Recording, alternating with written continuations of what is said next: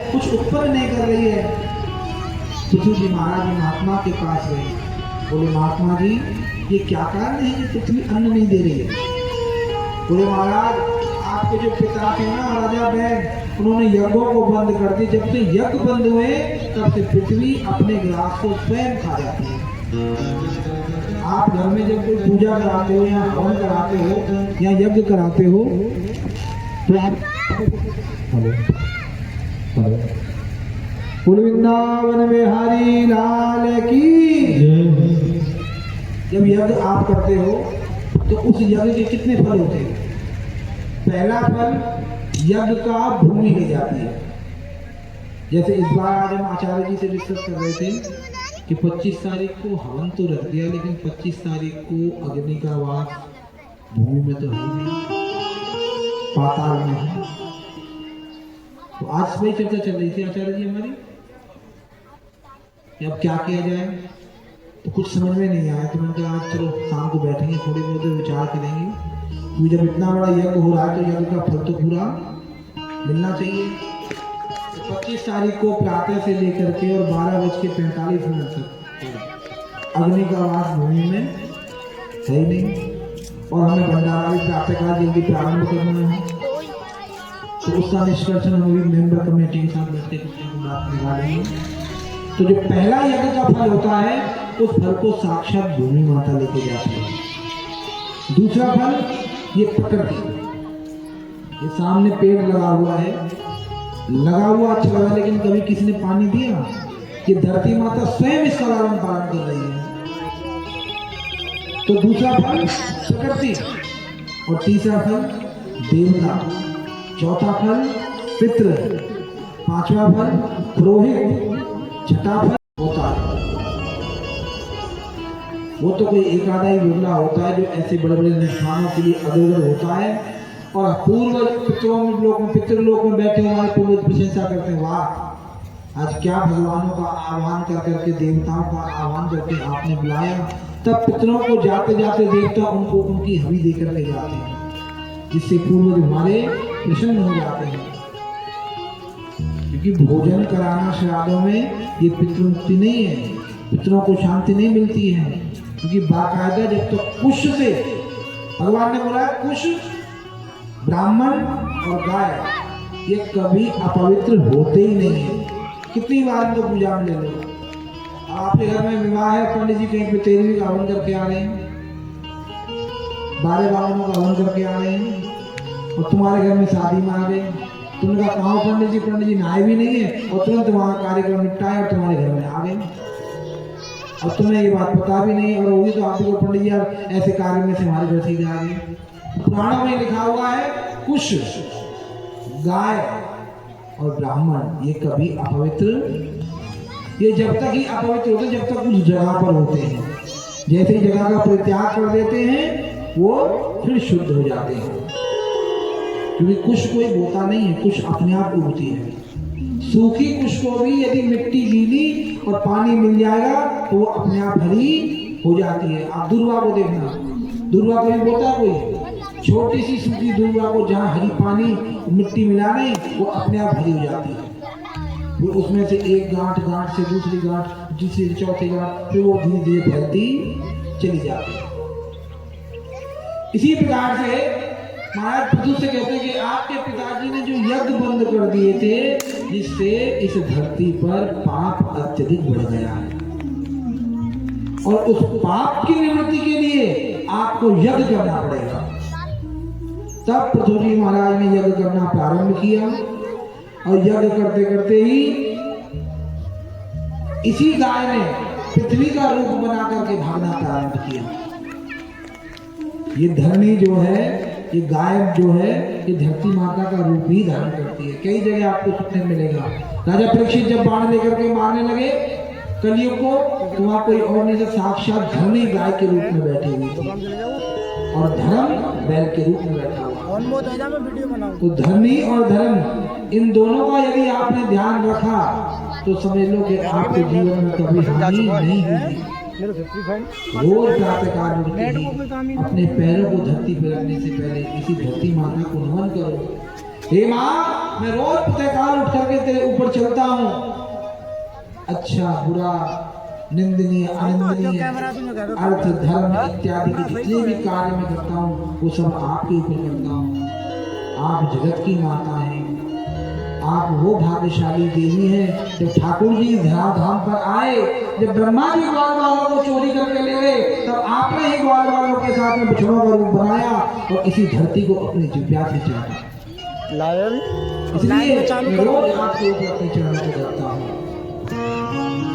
अपने द्वारा जो सेवा की जाए उसका जो फल है वो अवश्य मिलेगा। आम का पेड़ बोओगे तो इसमें गारंटी है कि आम ही आएगा, और बबूल का पेड़ बोओगे और उम्मीद करोगे कि आम का सीजन आएगा तो हमारे बबूल के समय का परिवर्तन हुआ। 4-5 साल बाद दूसरा बालक पैदा हो गया। मौसा जी, जब दूसरा बालक पैदा हो गया तो बड़े वाले ने एक दिन गोदी में लिया, बालक को गिरा दिया।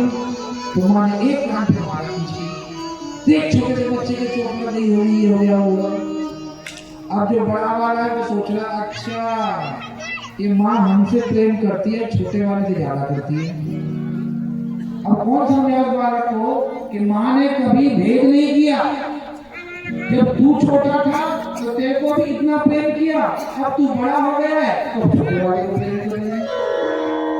लेकिन ये प्रेम, माता पिता का प्रेम बच्चों के बीच में भेद पैदा करता है। हाँ, पिता की तो तेरी सुनते हैं, भाई सुनते नहीं, फिर बना। तो ईर्ष्या कहाँ से उत्पन्न हुई? प्रेम से। धर्म अधर्म कहाँ से उत्पन्न हुआ? धर्म से। बड़े बड़े संत महात्मा कहते हैं, आज धर्म की आड़ में ही लोग अधर्म कर रहे हैं। धर्म की आड़ में ही अधर्म हो रहा है। और जिसे मालूम चल जाता है गुरु कोई व्यक्ति नहीं है, गुरु कोई आदमी नहीं है, गुरु केवल मंत्र है। क्योंकि गुरु जी चाहे कुछ भी करे लेकिन आपको कभी गलत करने को नहीं है। 5 भौतिक शरीर है। विश्वामित्र जी के जीवन में मैंने कहा कि राम जी ने कभी आरोप लगाया कि महाराज जी आप तो बिल्कुल रपट मानी हो, आपके जीवन में तो मैंने कहा कि आपको नहीं मानता। सही दिख रही है ना? गुरु हमेशा गुरु होता है। यूट्यूब पर डाल दो। गुरु दीक्षा लेने से जो भी आप सत्कर्म करते हो उसमें गलती से भी आपको पाप के भागी बन जाते, अपराध हो जाता है। अबे यार स्टार्ट करो, 20-22 दिन हो गए। इसलिए ब्रजवासियों को गुरु धारण करना 418 वैसे तो ब्रजवासी सभी गुरु है, लेकिन ब्रजवासी को भी गुरु धारण। ठाकुर जी जब ब्रज में रहे तो जैसे ही मथुरा गए तो सबसे पहले गुरु जी घर में पढ़ने गए। मात पिता का लगन बुला में उधर भरे कोई धर्म के काम में। गुरु गए पढ़ने न बुराई, अल्पकाल विद्या सब पाई। थोड़े समय के लिए गुरु जी के घर गए, लेकिन पढ़ करके आए, गुरु बनाया, गुरु नाम को दीक्षा में पुत्र दे करके आए। तो इसी प्रकार से शास्त्र कहता है प्रेम सबसे करो, अधर्म बिल्कुल भी मत करो। वृंदावन बिहारी लाल की रमण भगवान की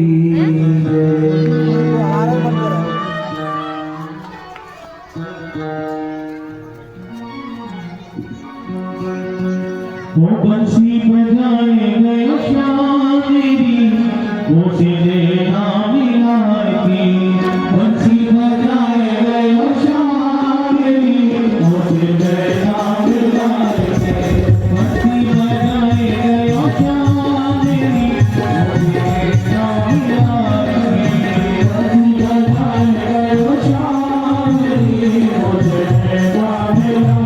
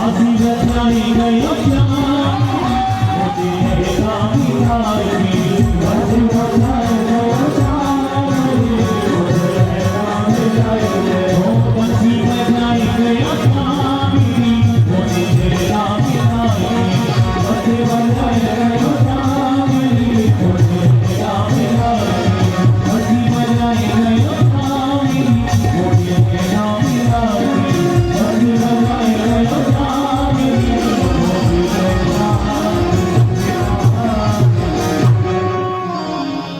वृंदावन बिहारी लाल की जय जय श्री राम जय जय श्री राम जय जय श्री राधे।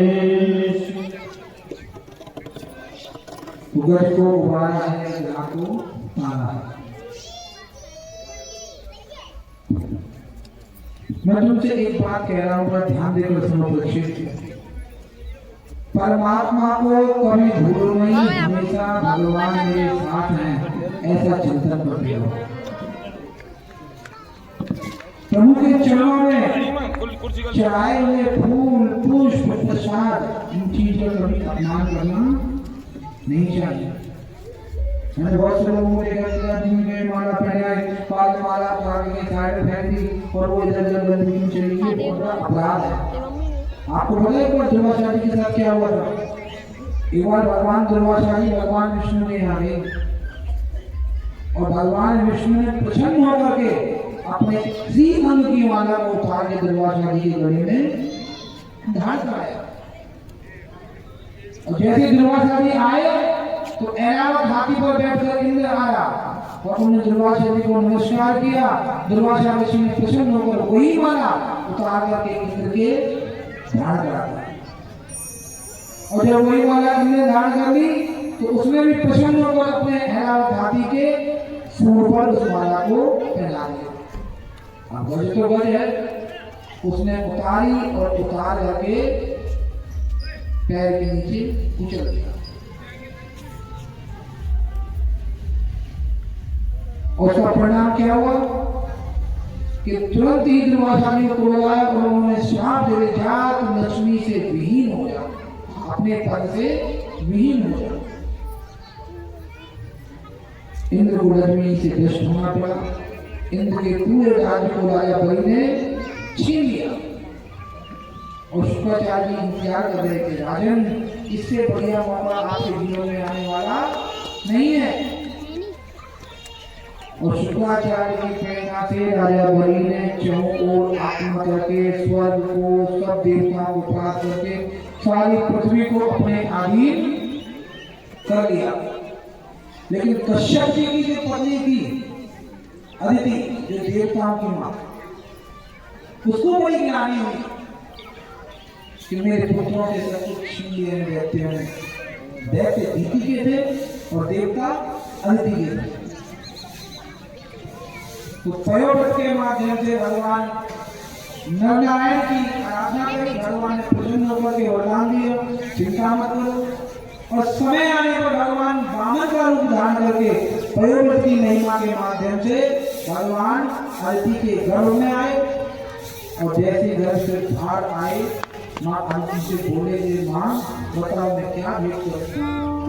कोई बेटा तुम्हारे जैसे मेरे देवताओं को इन राक्षसों ने अपने राज्य से विहीन कर दिया है, इसलिए मैं चाहती हूँ कि आप इनको इनका राज्य लौटाइए। माँ गायत्री ने भी संस्कार कराया, ब्रह्मा जी ने कमंडल दिया, कितना इतना सभी देवताओं ने आकर के अपनी चीजें दी।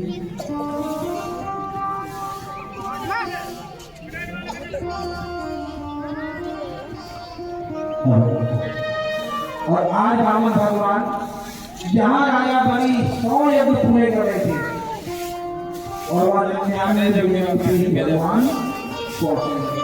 भगवान 100 यज्ञ की प्रतीक्षा नहीं करते। देखो जब बलि भगवान को प्रसन्न करने के लिए 100 यज्ञ का संकल्प करते और भगवान यहाँ प्रसन्न होकर के 99 यज्ञ पे ही वहां पहुंच रहे हैं। और बलि ने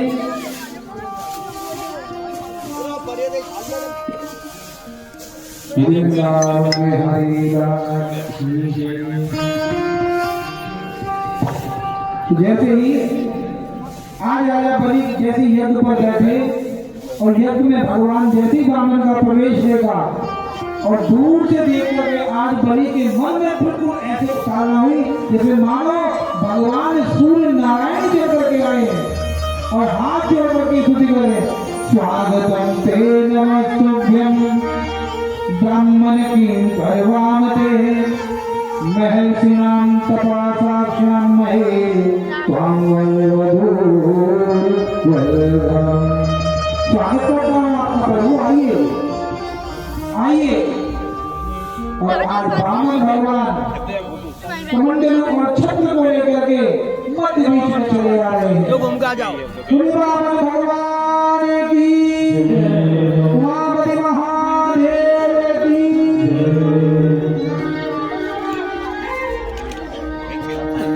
वो तेरे द्वार खड़ा है भगवान, भगत कर दे झोली। तेरा बड़ा एहसान की हुई हुई, तेरी रहेगी शान, भगत भर देंगे झोली। तेरे द्वार खड़ा रे भगवान, भगत भर देंगे झोली। भगत भर देंगे झोली।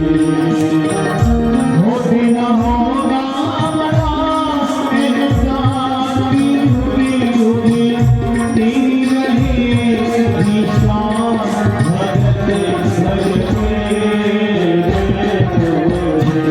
हो भगत भर देंगे झोली। तेरे द्वार खड़ा रे भगवान, भगत भर देंगे झोली।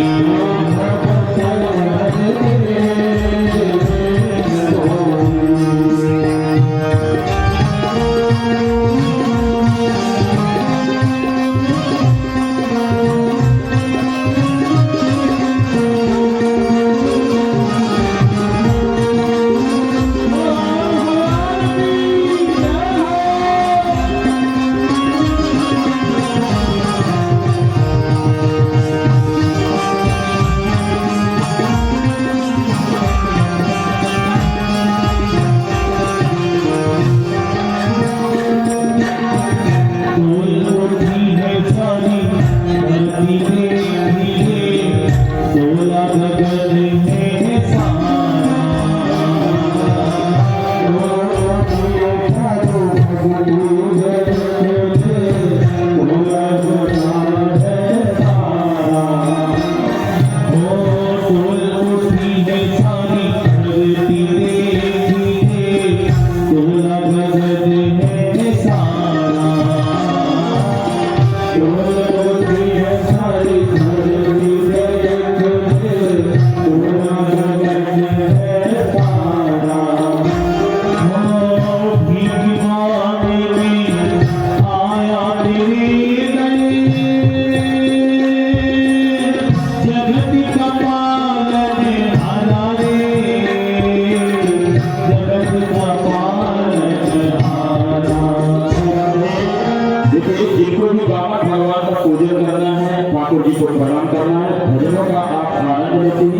भर देंगे पूजन करके अपने स्थान पर पहुंचे रहेंगे। जय श्री राम। आया तेरे गले, जगत का पालनहारा रे,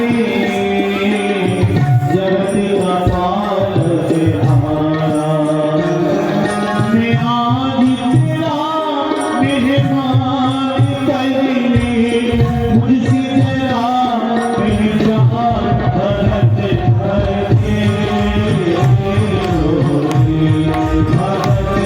भर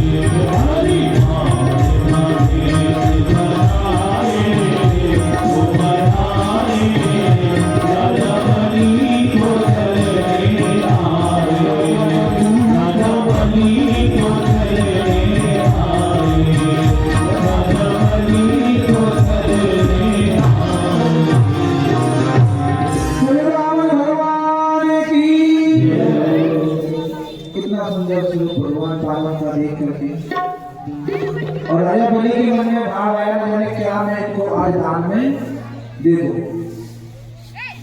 और भले भगवान रावण के पास आए, बोले प्रभु आज मेरी अंत की मेरी चित्त की जरूरत चाहती है कि मैं आपको दान दूं। और जिस चीज के भगवान रावण आए थे और वही चीज मन में सोच रहे हैं, अगर मैंने अभी मांग लिया तो सबकी श्रेणी और मेरी श्रेणी एक हो जाएगी। भगवान रावण कहते हैं, राजन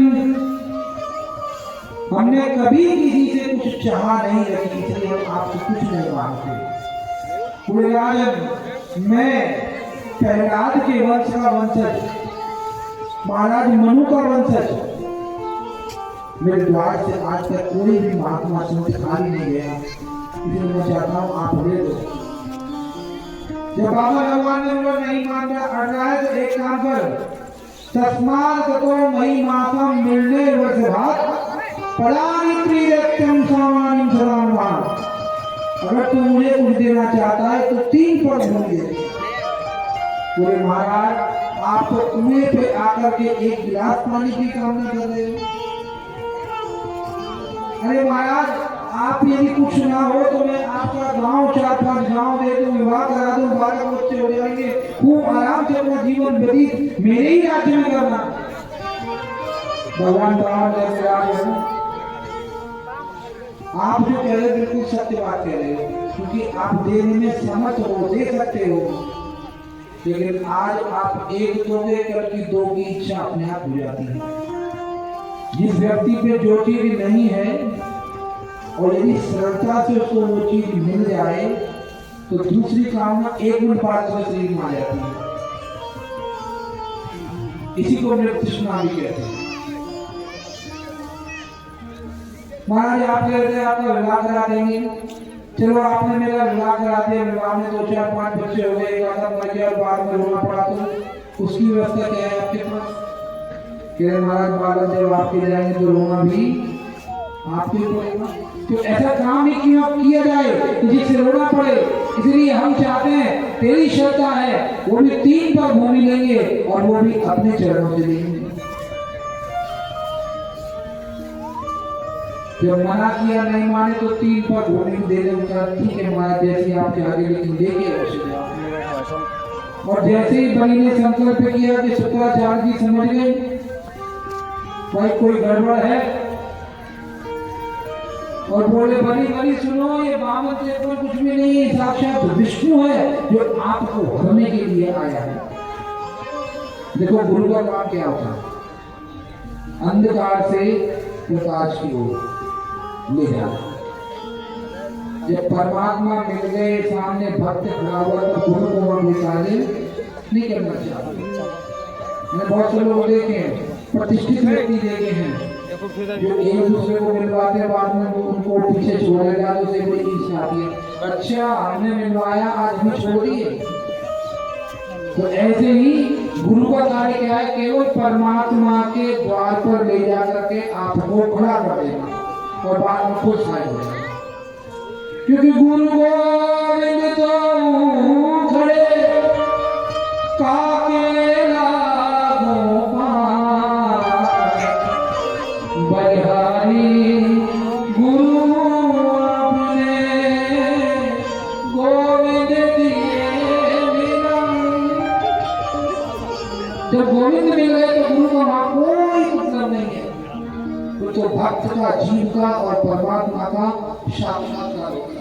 शुक्राचार्य जी ने मांगे, बलि ने संकल्प देने जैसे ही गंगा सागर से जल निकालना चाहा तो उसकी टोटी में जाकर के बैठे। अब बामन भगवान सब समझ रहे, बोले ऐसे नहीं मानेगा ये, तो एक धुआ का धंधा लेकर के और जैसे ही टोटी में डाला तो शुक्राचार्य की 9-11 हो गई, एक आंख सिधा गई। इसीलिए गुरु का केवल एक ही कार्य है कि परमात्मा और भक्त का जब मिलन हो तो दूर से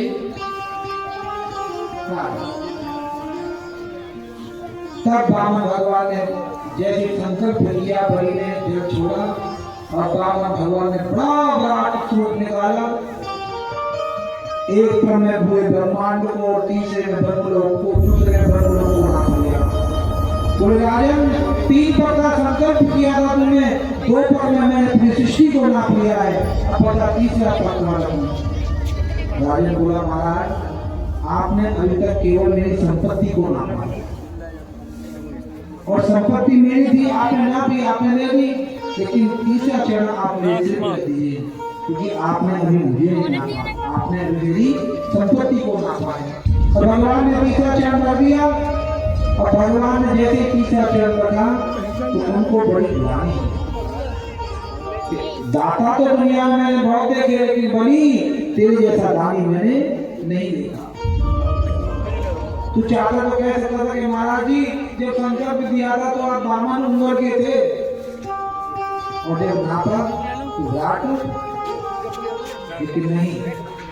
हम सब चाहते हैं कि परमात्मा सब कुछ हमारा हल कर ले, अपने साथ कर ले।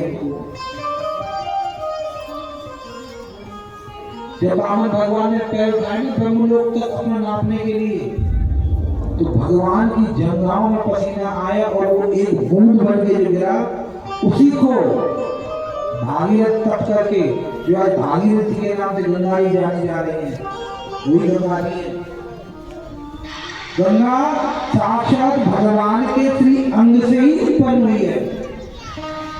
बस फर्क है, भागवत जी है ज्ञान गंगा, जो मनुष्य के स्वरों के द्वारा प्रवेश करके और मन को निर्मल बना देती है, और गंगा जी आपके किए हुए पापों को धो करके आपको निर्मल बना देती है। उस गंगा जी के लिए आपको जाना पड़ेगा, और ये गंगा जी आपके घर में भी सुलभ हो सकती है। अच्छा, एक भेद और भी है, वो गंगा निकली पैरों से और ये गंगा निकली मुख से। नारायण के मुख से श्रीमद् भागवत गंगा निकली। अब पैर बड़े होते हैं, मुख बड़ा होता है, तो कई कोटियों में गंगा जी से भी जो निर्मल है वो श्रीमद् भागवत महाकथा है। श्री गंगा महारानी की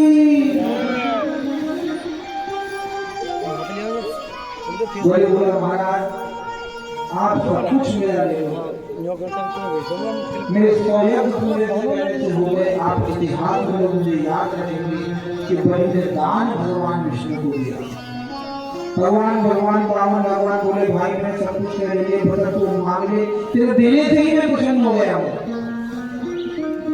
बोले महाराज अगर मुझे कुछ देना चाहते हो तो एक ही चीज है, तो जब भी मैं अपने घर के भीतर बाहर आ जाऊं तो आपका दर्शन मुझे हर्षण होता है। बलि ने भगवान को वर्षों तक अपने द्वार का पहरेदार बना करके रखा। सावन की पूर्णमासी के दिन लक्ष्मी मैया आई, बोली बलि भैया तुम भी समुद्र के बालक और मैं भी समुद्र की बेटी हूँ, इस नाते तुम मेरे भैया हो। और बलि को राखी बांधी तो बलि ने बोला बहन पता क्या चाहिए कि तुमने अपने जीजा जी को जो बना रखा है ना चौकीदार, कि बैठो तो खाली पड़ा है तो वहां भेज दे। तब रक्षाबंधन के दिन राजा बृहस्पति राखी बांध करके अपने पति भगवान विष्णु को बैकुंठ लेकर के चले, और उसी दिन से बलि भगवान कहते हैं कि 12 भागवतों में मेरा नाम भी आ गया, और उस दिन से भगवान ने वरदान दे दिया कि जहां मेरी पूजा होगी वहां तेरा नाम अवश्य लिया जाएगा। और उसी दिन से हाथ में रक्षा सूत्र बांधा जाता है, कलावा जिसे कहते हैं, और बलि का नाम लिया जाता है। ये बंधो बलि राजा दानवेंद्रो महाबल, तेरा त्वां प्रतिलभ्यामि रक्षैमाचलमाचला। उसी दिन से भगवान की छोटी से लेकर बड़ी पूजा तक भगवान बलि का नाम लिया जाता है। इस पूजा में भगवान बलि का नाम नहीं होता, इसलिए पंडित जी कहते कलावा जब भी बनाओ तो कुछ द्रव्य अपने हाथ में रखना चाहिए, कुछ दक्षिणा अपने हाथ में रखनी चाहिए। आप बलि नहीं है तो क्या है, किसी बलि से कभी अपने नेक कमाने से जो परमात्मा की लीलाओं में कथाओं में दान करता है वो किसी बलि से कम नहीं। हमारे लिए तो ये पूरी बस्ती बलि है, साक्षात राजा बलि है, जिनके सहयोग से श्रीमद् भागवत कथा हो रही है। और उनसे भी बड़े धन्य ये हैं जिन्होंने ये कदम उठाया। उससे भी बड़े धन्य वो हैं जो इस कदम को निभा रहे हैं। ये कोई छोटी मोटी बात नहीं है। यज्ञ करना देखो शादी विवाहों से भी बड़ा जिम्मेवारी होती है। श्रीमद् भागवत की बात, शादी विवाह 2 या 3 दिन में हो सकते हैं, लेकिन एक हफ्ता पूरे 8 दिन बलि ने भगवान को वर्षों तक अपने द्वार का पहरेदार बना करके रखा। सावन की पूर्णमासी के दिन लक्ष्मी मैया आई, बोली बलि भैया तुम भी समुद्र के बालक हो और मैं भी समुद्र की बेटी हूँ, इस नाते तुम मेरे भैया हुए। और बलि को राखी बांधी तो बलि ने बोला बहन बता क्या चाहिए कि तूने अपने जीजा जी को जो बना रखा है ना चौकीदार, ये बैकुंठ खाली पड़ा है, इनको वहां भेज दे। तब रक्षाबंधन के दिन राजा बलि, उसी दिन से बलि भगवान कहते हैं कि 12 भागवतों में मेरा नाम भी आ गया। और उस दिन से भगवान ने वरदान दे दिया कि जहां मेरी पूजा होगी वहां तेरा नाम अवश्य लिया जाएगा। और उसी दिन से हाथ में जब रक्षा सूत्र बांधा जाए तो बलि राजा दानवेंद्रो महाबला तेना त्वां प्रतिवध्यामि रक्षेमाचलमाचला। उसी दिन से भगवान की छोटी से लेके बड़ी पूजा तक भगवान बलि का नाम ले जाता है। जिस पूजा में भगवान बलि का नाम नहीं होता, इसलिए पंडित जी कहते हैं कलावा जब भी बनवाओ तो कुछ द्रव्य अपने हाथ में रखना चाहिए, कुछ दक्षिणा अपने हाथ में। भगवान का नाम एक ऐसा है जो किसी भी परिस्थिति में भाई को भाई।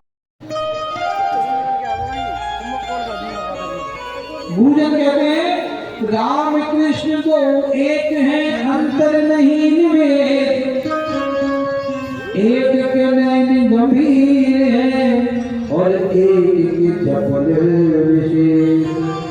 राम और कृष्ण में किसी प्रकार का कोई भेद नहीं है।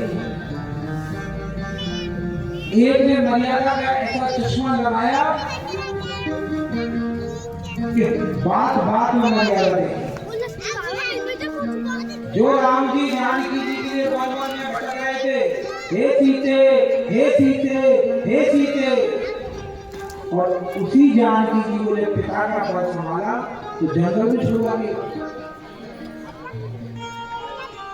तो पिता की मर्यादा निभाने के लिए पिता के कर्तव्यों को निभाया, पति की मर्यादा निभाने के लिए वन में भटके। और जब भगवान शंकर महाराज निकलते जाने लगे तो भगवान ने उन रोते हुए पत्नी के विरह में डूबे हुए पति को नमस्कार किया। सती माता की बुद्धि चौंकी। कहाँ महाराज आप जहाँ काम के ऊपर जिन्होंने व्याप्त जब जो बैरागी है, जो जन्म सन्यासी है और जो पत्नी ने रोया, आप उसको नमस्कार कर रहे। खूब हट पूर्वक समझाया नहीं मानी। जब सती ने परीक्षा ली तो उल्टे मुंह गिर के आए। राम जी ने कहते हैं माते इस निर्जन वन में आप अकेली हो रही, भोलेनाथ जी कहाँ है? तब सीता का रूप त्याग करके अपने असली के रूप में आए। बस यही कारण था कि भोलेनाथ जी ने सती का परित्याग किया। करे क्यों? क्योंकि उनको सती में सीता दिखने लगी। क्योंकि जब राम के सामने राम जी की परीक्षा लेने के लिए सती माता ने सीता का रूप धारण किया तो भोलेनाथ जी को सती में सीता देखी, इसलिए मन से परित्याग कर दिया। इसलिए लोगों ने सीता की लड़ दी। और इधर राम जी ने जब सीता को देखते तो वहां सती याद आती तो जैसी अपने घर पहुंचे तो सीता के वन में भेज दिया। ये बात कहीं तक सही है क्योंकि राम जी ने भी मना किया था और भोलेनाथ जी ने मना किया। देवी जिसकी परीक्षा लेने के लिए तुम जा रही है वो जगन्नाथ है, वो कण कण में व्याप्त है, वो लीला के वजह से आज लीला कर रहे हैं। नर के रूप में आए हैं इसलिए नव जैसे लीला कर रहे हैं। लेकिन यह राम जी के वंश की वंशावली है। ब्रह्मा जी के मारीची हुए, मारीची के कश्यप हुए, कश्यप के विश्वान हुए, मनु हुए, चाकू हुए, आगे जाके इन्हीं के वंश में प्रथम शांतु हुए, मानधाता भी इसी कुल में आए। अंशुमान, दिलीप, भागीरथ और बाद में रघु, और ये रघु के यहाँ ही नाभाग, अज और दशरथ जी के 4 बेटा हुए। लेकिन ये चारों बेटा बड़े विलंब से हुए, तो मन में उनके में एक बार बड़ी ग्लानि आई और वशिष्ठ जी के पास बोले, महाराज है ग्लानि मेरे सुत नाही, इसलिए आप कोई ऐसा बताइए, हमारे इलाके में खाने को तो बहुत है लेकिन खाने वाला कोई नहीं। इसलिए मैं चाहता हूँ आप ऐसा कोई कार्य करो जिसके करने से मेरे यहाँ कोई पुत्र पैदा हो। वशिष्ठ जी ने शमीक ऋषि के माध्यम से पुत्र कामेश की यज्ञ करवाया। यज्ञ के माध्यम से अग्निदेव प्रकट हुए, चरु लेकर के आए, तीनों रानियों को बांटा। समय आया, 4 बालक उत्पन्न हुए, राम, लक्ष्मण, भरत, शत्रुघ्न। और इतने सुंदर बालक पैदा होकर के आए। जब राम जी पैदा होकर के आए तो शंख चक्र गदा पद्म लिए लेकर के आए।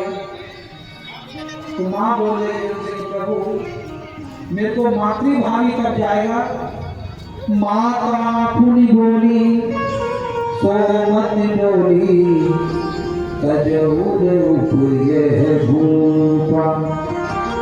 महाराज इस रूप का परित्याग कीजिए। फिर क्या करूँगा आप बताइए? कीजिए शिशु लीला अति प्रिय शीला, यह सुख परम अनुपा।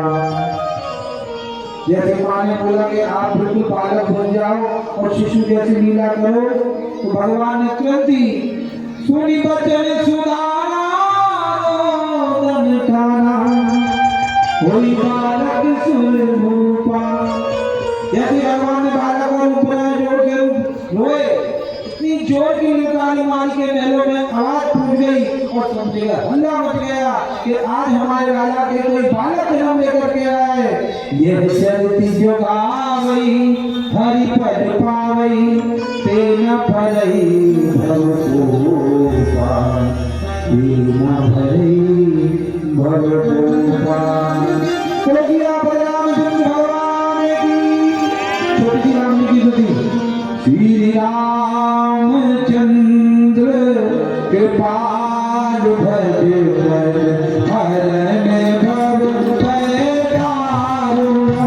श्री रामचंद्र कृपाल भज हरण भव भय दारुण। कभ काल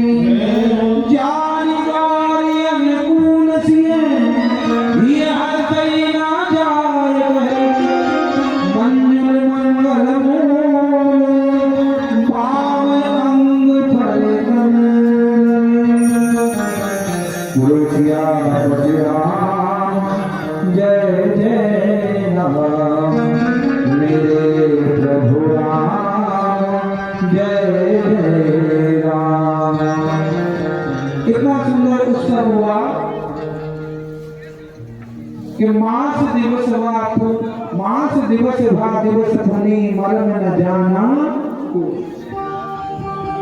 सूर्य नारायण भगवान जैसे समझो कि एक महीने के लिए टक लगी लगा करके अस्त ही ना हो रहे हो। मास दिवस वा दिवस में एक दिन पूरा एक महीने के बराबर हो गया। और भगवान का बड़ा सुंदर उत्सव हुआ। राजा दशरथ जी ने नाना प्रकार के दान किए। मनुष्यों के संस्कार 16 बताए शास्त्र में, लेकिन वास्तव में अगर देखी जाए तो 16 संस्कार तो ब्राह्मणों ने बंद कर दिए। ये दुर्भाग्य की बात है।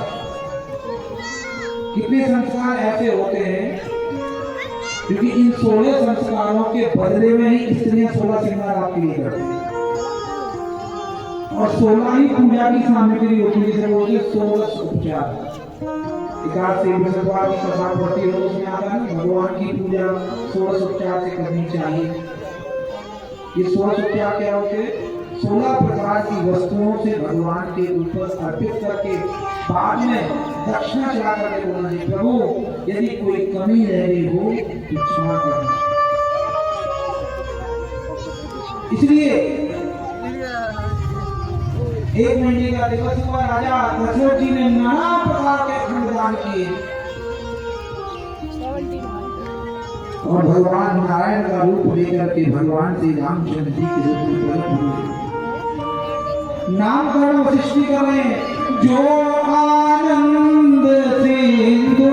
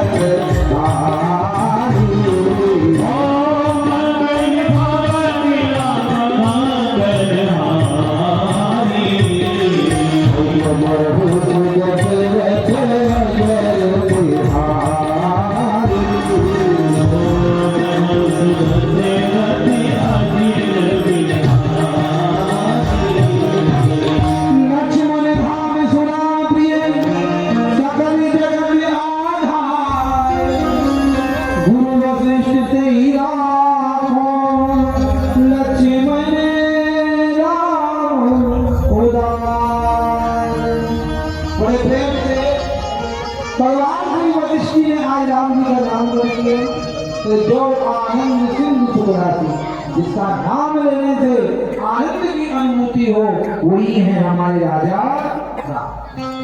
भगवान विष्णु दरबार बता रहे हैं यहाँ पर दूसरे श्लोक में, विश्व भरण पोषण कर जोड़ी ताकर नाम भरती हुई। जो पूरे विश्व का लालन पालन पोषण भरण कर रहा है, उसका नाम है धर्म। तुम्हारे पास में तो भगवान बताना चाहते हैं कि हम तो आनंद को देने वाले हैं, जिनको आनंद चाहिए, कुछ ना चाहिए, वो राम की शरण में आ जाओ। आपको याद है जब राम जी लंका को जीत के आए तो सभी को कुछ न कुछ उपहार दे रहे, और हनुमान जी को जैसे ही उपहार देने लगे तो हनुमान जी की आंखों में आंसू आ गए कि महाराज मेहनता ना दे रहे, अरे मुझे तो आपके नाम में ही आनंद आता है, मैंने जीवन भर आपके नाम को ही गाया है। प्रभु आप हृदय पर नहीं हो, आप मेरे हृदय में नहीं हो, आप मेरे हृदय में व्याप्त हो। एक ने पर हाथ पर में व्याप्त छाती चीजें छाती में, तो तुरंत हनुमान ने अपनी हाथी चीज छाती चीजों के दिखाया। क्या राम लक्ष्मण भरत शत्रुघ्न मां जानकी जी बैठी हुई थी, पूरा राम दरबार भगवान के अंग में विराजमान था, तो छोटे मोटे आदमी थोड़ी थे। इसलिए बड़ा सुंदर नामकरण हुआ, लक्ष्मण जी का भी नामकरण हुआ, लेकिन फिर वो राम कृष्ण दो एक है। विश्वामित्र जी की प्रेरणा से गुरु गए विवाह करके लौटे और विवाह करके आए। तो ज्योतिषियों का मानना है, मैंने सुन रखा है कि सीता मां जब पैदा हुई जिस घर में जनक जी को मिली, उस समय जब मूर्ति बनाई गई थी तो सीता की मां थी, और राम जी और विवाह की प्रक्रिया ऐसी हुआ था धनुष को भंग करके नाकी को मिला। तो जैसे विवाह हुआ, विवाह होते ही मां कैकेयी ने अपने दोनों वरदानों को आज दशरथ जी से मांगा, और दशरथ जी को मजबूरी में देने पर राम जी दशरथ जी को बिना बताए, वो चाहते नहीं थे कि दशरथ जी से मिलो, जिसमें उनको बहुत दुख था, लेकिन तब भी पिताजी मेरी आज्ञा है कि जो वन में मेरा भजन करते करते मां शबरी बूढ़ी हो गई, जो अहिल्या श्याम मंदिर में बैठी हुई है, उनका उद्धार कर मैं नहीं गया तो कौन करेगा। दशरथ जी को कहते चल दिए, और पुत्र प्रेम में राम राम कही राम कही, राम राम कही राम, तम पर हरि रघुवर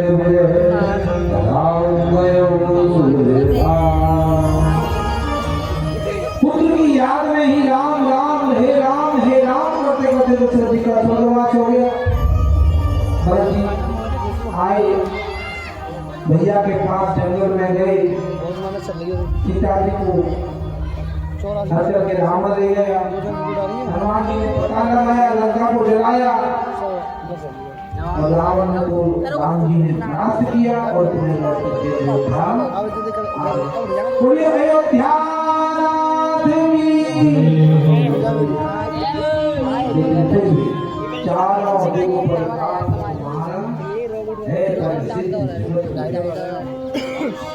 भगवान राम जी का चहुं ओर प्रकाश है, और राम कथा से हमको केवल एक ही बात सीखनी चाहिए, किस व्यक्ति को किसके प्रति कैसा व्यवहार करना चाहिए। राम जी ने पूछ करके सबसे अपने कृत्यों को पूरा किया। जान से प्यारी जानकी जी को जंगल में छोड़ दिया, लेकिन ऐसा नहीं कि राम जी राम में बैठे, जानकी जी अगर फर्श पे सोई तो इधर महल में रहते राम जी की पत्नी गद्दी पर बैठे बोला सीता के बगैर मुझे अयोध्या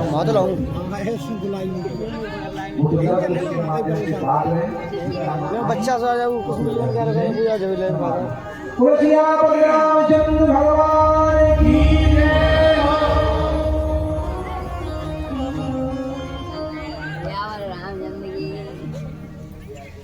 मालिक कितना दीजिए जाने बोले भाई भरोसे मैं भी भूखा ना रहूं और कोई दास भी भूखा ना।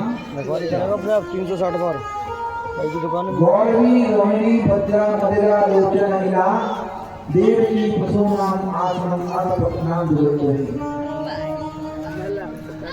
अजन्य और प्रजन्य के 9 पुत्र हुए, जिनमें हम नव नंद कहलाए और नंद बाबा जो गोकुल में रहते हैं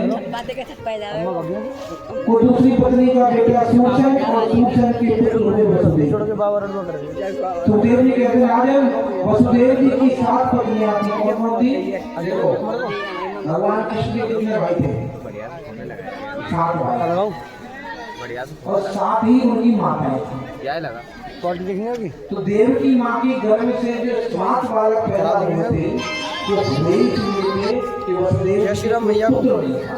तो भगवान की प्रेरणा से तब से भगवान ने वचन क्या करता था पूरे में तपस्या से उन्होंने मांगा भगवान आप ही पुत्र होने चाहिए। तो भगवान ने कितने पुत्र दिए? 7।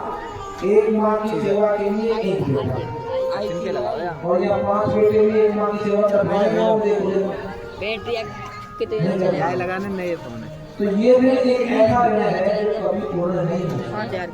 इसलिए गौरी गौरी भद्रा मदरा योजना लीला देव ये 7 पत्नी सबसे छोटी देव की दूसरे नंबर की पत्नी जो रोहिणी है उसकी पुत्र जल्दी नहीं हुआ। देव की जब हो गए और रोहिणी के पहले पुत्र जिसको भगवान ने अपनी माया के माध्यम से संकर्षण प्रतिक्रिया से एक गर्भ से दूसरे गर्भ में प्रवाहित। और आज 8वीं संतान के रूप में भगवान आ रहे हैं। आज केवल रूप में राजा का दर्शन करते हैं। विस्तार कर प्रातःकाल आते ही नंद उत्सव मनाएंगे। हमारे अपने जन्माष्टमी के दिन 12 बजे भगवान पैदा हुए, 4 बजे 12:30 बजे 8 बजे भागे। और जैसे भगवान नहीं आए तो तुम कूद रहे हो, नाच रहे हो, घूम रहे हो और जैसे भगवान आया भाग जाते हो। तो आज जन्म करेंगे तो क्या बताइए कल प्रातःकाल कथा ही हम हिंदू सभ्य चालू करेंगे। और अब इससे आगे जो कथा आ रही है वो ब्रजवासियों के हृदय की कथा है।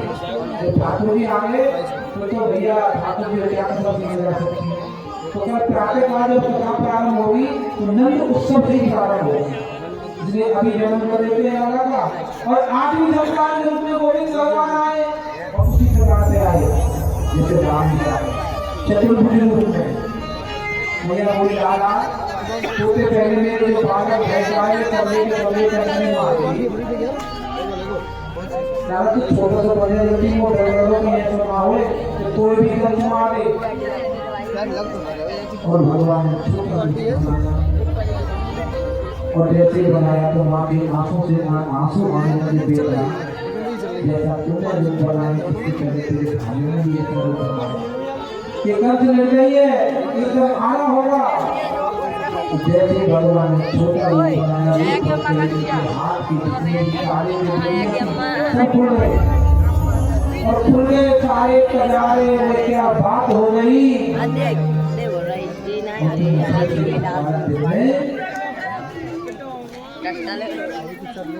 इसी प्रकार से भगवान जैसे ही आए तो सारी बेड़ियां खुल गई, सारे बंधन खुल गए, सारे ताले खुल गए और नए वसुदेव चले गोकुल क्योंकि पहले जाने का तैयारी थी। देखो मेरे जो बालक है वहाँ मैं तुम्हारे ले जाऊंगा और तुम्हारे जो बालक हो वो मैं ले जाऊंगा। यहाँ लाने के मेरे बालक एक जीवित रहेगा क्योंकि 6 बालक ले मारेंगे। और आज वसुदेव जी को लेकर के कहा जा रहे हैं नंद बाबा के द्वार। वृंदावन बिहारी लाल की 100 बारी बधाई लोगों और लगी लगी बारी बधाई। नंद बाबा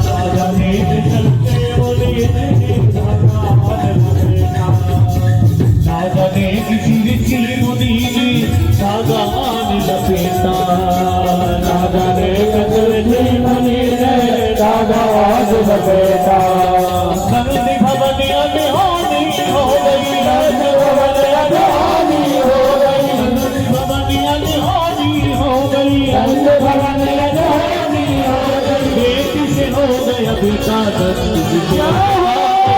बज रही आज बुझाई के अंगना में बज रही आज बुझाई बधाई हो बधाई तेरे लाला की बधाई बधाई हो बधाई तेरे लाला की बधाई बधाई हो तेरे लाला की बधाई बधाई हो बधाई तेरे लाला की बधाई जय हो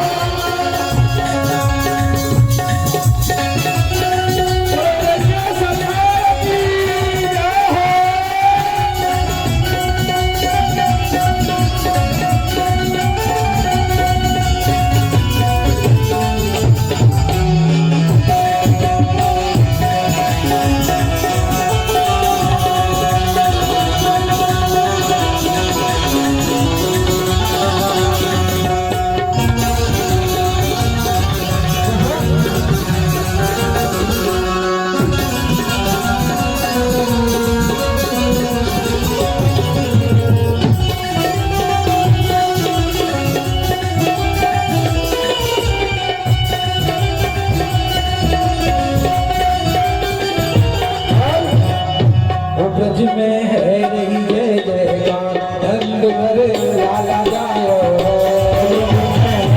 जय जयकार नंद भरे लाला जाओ यशोदा में लाला जाओ लाला जाओ यशोदा में लाला जाओ ब्रज में लाला जाओ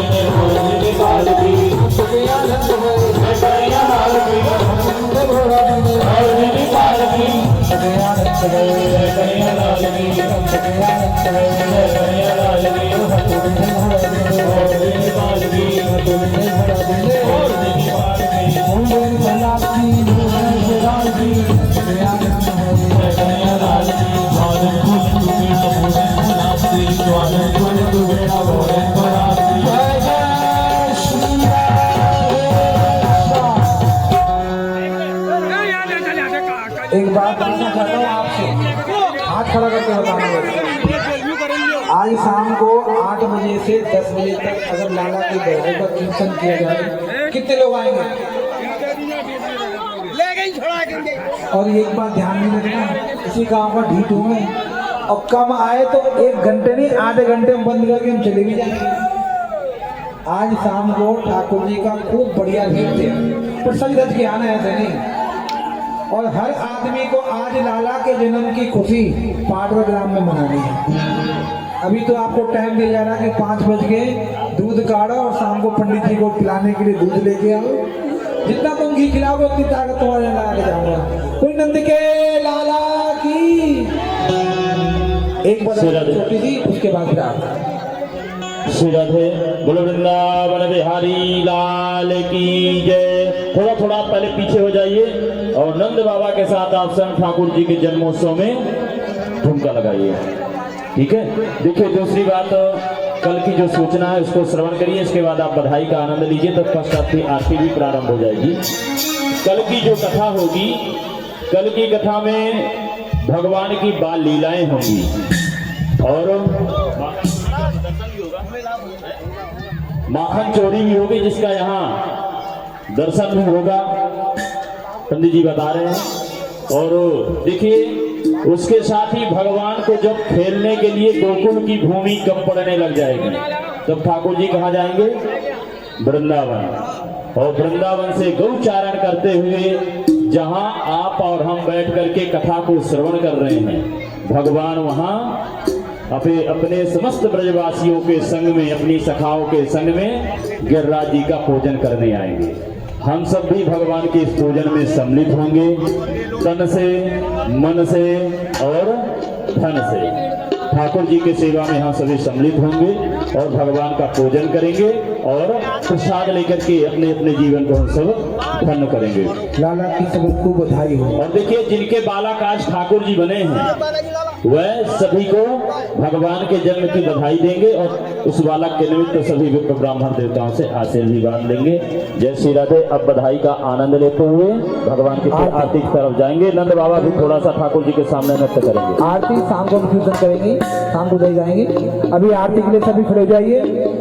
7:45 बजे आपको यहाँ आना है और मैं बाहर से ही पंडाल देख के अगर भीड़ कम पाई तो बाहर से ही लौट जाऊंगा। शाम तो यहीं पे ही है, ये तभी आएंगे यहाँ पे जब तुम आओगे। और ये नंद उत्सव भी है और मेरा आपके साथ चित परिचित भी है। तुम्हारा ही लाला, तुम ही मेरी मैया, मैं तुम्हारा छोरा। अरे नाचे नंद लाल, नचावे हरि की मैया, नाचे नंद लाल, नचावे हरि की मैया, नाचे नंद लाल। ऐसे मीठे मीठे भजन गाएंगे, लेकिन टाइम से सबको आना पड़ेगा। तो नंद के लाला की ओम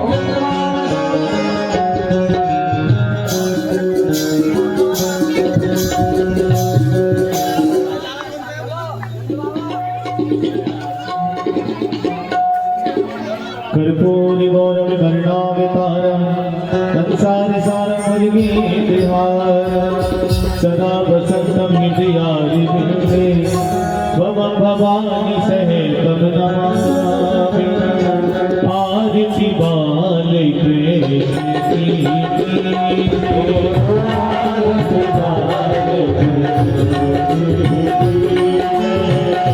अपना जगत सफल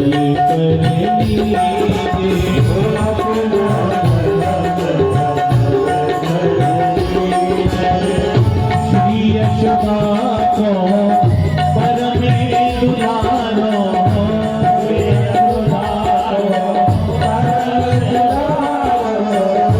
बाबा की अखियाँ को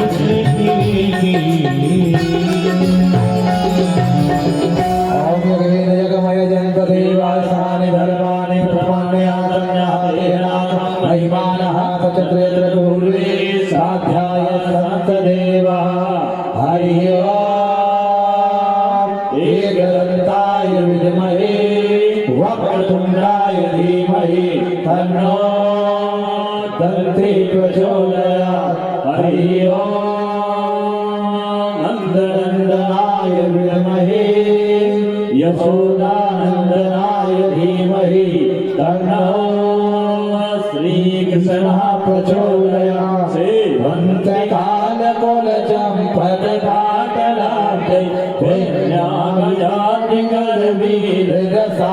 पुष्पै विलगप्रभाव तुलसी दलमञ्जरेणि त्वां पूजयामि जगदीश्वर मे प्रसीद नानासुगन्धपुष्पाणि यथा कालोद्भवानि च पुष्पाञ्जलिर्मया दत्ता परमेश्वरः मन्त्रपुष्पाञ्जलिः निवेदयामि बोल वृंदावन बिहारी लाल की जय श्रीमद्भागवत महापुराण की जय पूज्य व्यास जी महाराज की जय श्री सुखदेव भगवान की जय श्री परीक्षित जी महाराज की जय जय जय श्री राधे श्याम नमः पार्वती पतये हर हर महादेव शंभु।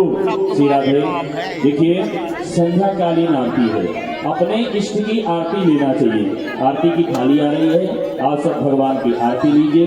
आरती लेने के बाद भगवान यहाँ विराजमान है, जुगुल जोड़ी सरकार साक्षात भागवत के रूप में विराजमान है, उनको प्रणाम करिए और तत्पश्चात फिर प्रसाद लेकर के जाइए, परिक्रमा करिए। और इसके उपरांत आप सबको समय दे ही दिया गया है, शाम को भगवान के नाम का यहाँ कीर्तन होगा। आप सब समय से आइएगा और उसका भी आनंद लीजिएगा। कल हम सब गिरिराज जी का दर्शन करेंगे, साकार रूप में गिरिराज जी का हम सुबह शाम दर्शन करते ही हैं। कल भी हम यहाँ एक प्रतिमा के माध्यम से जो यहाँ ठाकुर जी आते हैं उनका दर्शन, यहाँ भगवान विराजमान है, उनके छवि का हम यहाँ दर्शन करेंगे। और 56 भोग रखते हैं, जितना भोग आप बना सकें उतने भोग लाइएगा और यहाँ अन्नकूट आपको मिलेगा ही। और कल माखन चोरी लीला होगी जिसका यहाँ दर्शन भी होगा। श्री राधे। जय श्री श्याम।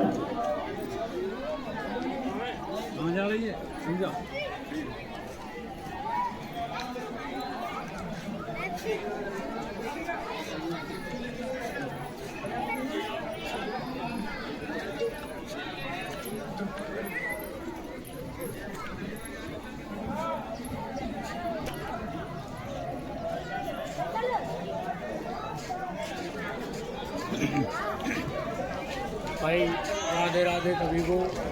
तो आपने जैसे देखा कि गांव पाडल में आज नंदोत्सव मनाया गया था, भागवत हो रही है, तो हमने उसको दिखाने की और एक और वीडियो लाने की कोशिश की थी, तो अच्छी लगी होगी आपको। और सभी हमारे साथ जुड़े और आगे बढ़े और हमारे YouTube channel MK fun centre को सब्सक्राइब करें। वीडियो कैसा लगा इसके बारे में कमेंट करें। इसी के साथ राधे राधे।